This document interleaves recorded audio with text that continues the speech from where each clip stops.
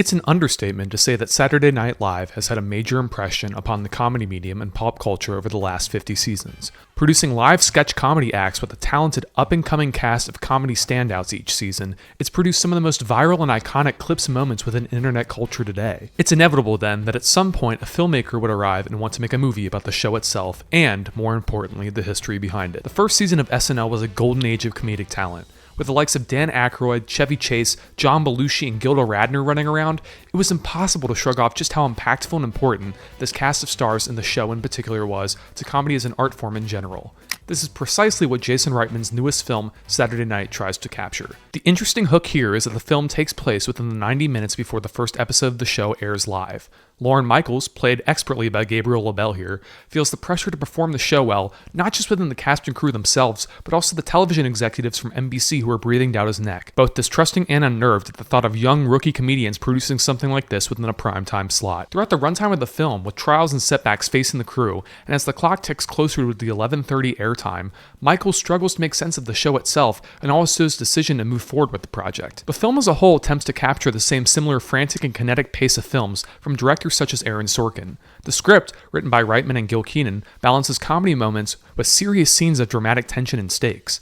The cast all around includes standouts with impressions of past comedians on the show that shine in every single moment, such as a seriously good Dylan O'Brien as Dan Aykroyd and Corey Michael Smith playing a phenomenal Chevy Chase here. And the film itself is seriously funny in portions, as the talented cast channel these real-life figures with such an urgency and efficiency that it's mesmerizing to get lost in their performances here. The camera work, similar to the atmosphere of the film itself, transports the audience into the surreal and stressful world with very few stable shots throughout the film and mostly handheld work overall. There's surely a lot to admire here in terms of specific aspects of the film, but the unfortunate truth at the end of the day is that the film fails to stick a landing in any satisfying regard whatsoever. The film is not bad, and it's nowhere near that status in fact. Regardless of the end product, the earnestness of the cast and crew here and all involved makes for a riveting and fascinating film in many aspects. And if you grew up in this era of SNL, it will definitely hit home, as it truly does transport you into the time and setting of this bygone era of television comedy. There's so many Easter eggs and references for true fans throughout, it'll be a delight for sure. That said, the film as a whole fails to live up to the expectations many had for it. The trailers and marketing portrayed the film as a tense and taut film in which the characters and audience would feel the pressure of the time to get the show right before airtime.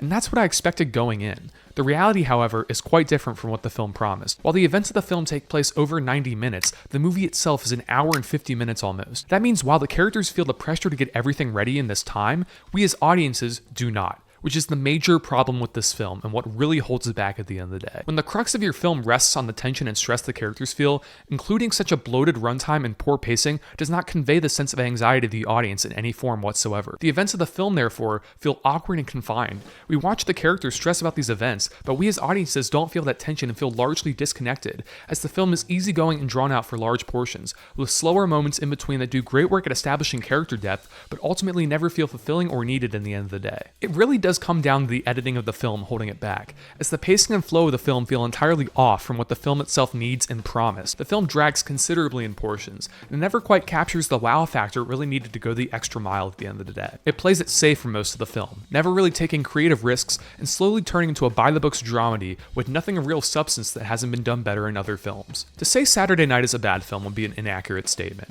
It shows real promise with great moments that truly showcase what the film could have been with some slight changes here and there. However, the end result unfortunately holds the film back, resulting in a feeling of mediocrity. It's not a bad movie in any regard, but it's not great either.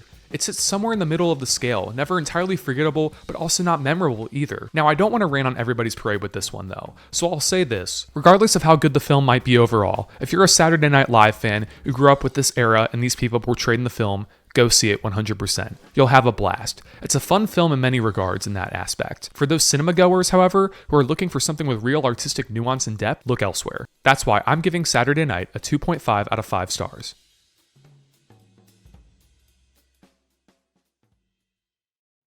Hey guys, thanks so much for watching this review on my channel. If you're new around here and you like the content you see, don't forget to click that subscribe button down below, like the video, and turn on push notifications. Also, leave comment suggestions down below for future video, essay, and review topics. With that being said, until next time, this is Mitchell signing off. Peace out.